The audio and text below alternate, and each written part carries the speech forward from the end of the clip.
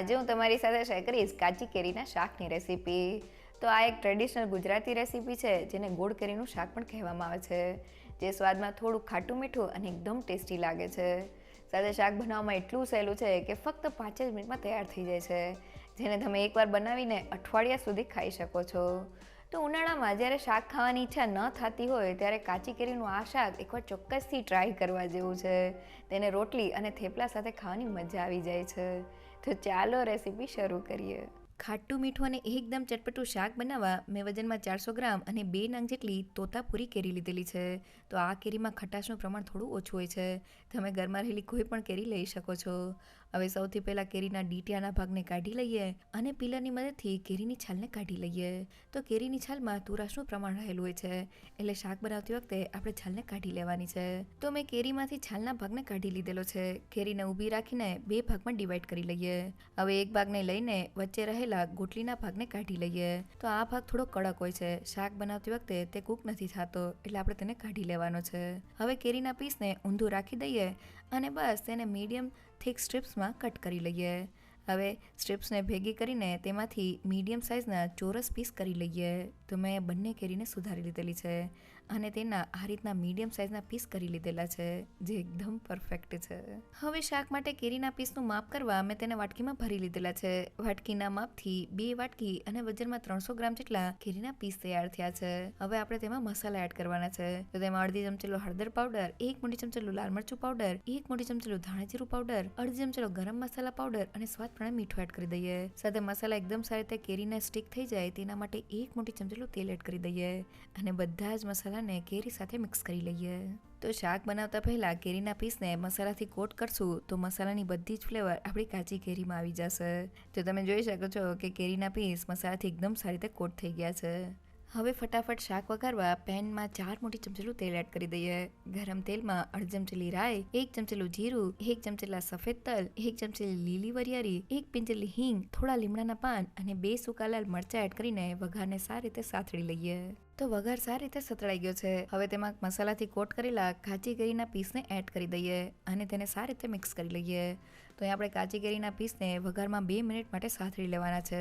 તો ફક્ત 1 થી 2 મિનિટમાં આપણા પીસ સતળાઈને તેની ઉપર તેલનું એક કોટિંગ થઈ ગયું છે. હવે આપણે તેને સોફ્ટ કરવાના છે. તો શરૂઆતમાં આપણે કાચી કેરીના પીસમાં પાણી એડ નથી કરવાનું. બસ તેની ઉપર કોઈ પણ એક ડીશને ઢાંકી દઈએ અને તેમાં પાણી એડ કરી દઈએ, જેથી પાણીની ભાફ બને અને અંદર કાચી કેરીના પીસ કૂક થઈ જાય. સાથે ગેસની ફ્લેમ ધીમી કરી દઈએ. તો ધીમા ગેસ પર લગભગ 5 મિનિટ જેવું થઈ ગયું છે. હવે ડીશને લઈ લઈએ અને કાચી કેરીના પીસને થોડા હલાવી દઈએ.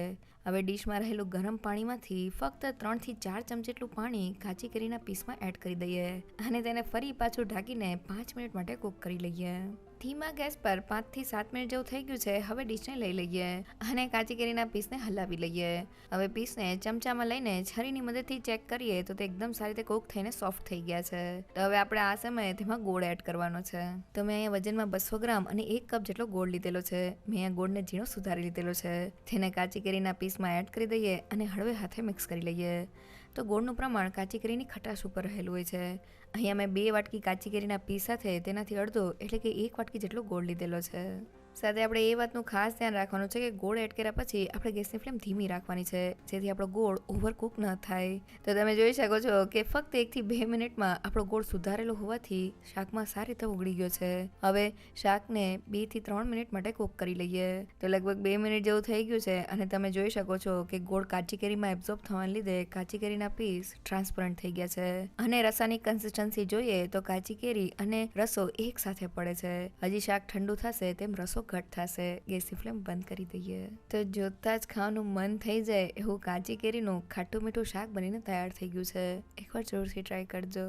અને હવે તૈયાર થયેલા શાકને રોટલી સાથે સર્વ કરી લઈએ.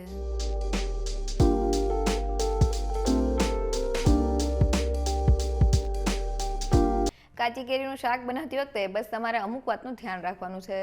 પહેલી એ કે તમારે કાચી કેરીના મીડિયમ સાઇઝના પીસ કરવાના છે. જો તમે તેને ઝીણી સુધારી લેશો તો તે શાકમાં ઓવરકુક થઈ જશે. સાથે કાચી કેરીના પીસને થોડા મસાલા સાથે કોટ કરવાથી મસાલાની બધી જ ફ્લેવર આપણી કેરીમાં આવી જાય છે.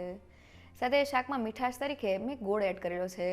2 વાટકી કાચી કેરીના પીસ સાથે મેં 1 વાટકી જેટલો ગોળ લીધેલો છે. ગોળનું માપ કાચી કેરીની ખટાશ ઉપર રહેલું હોય છે.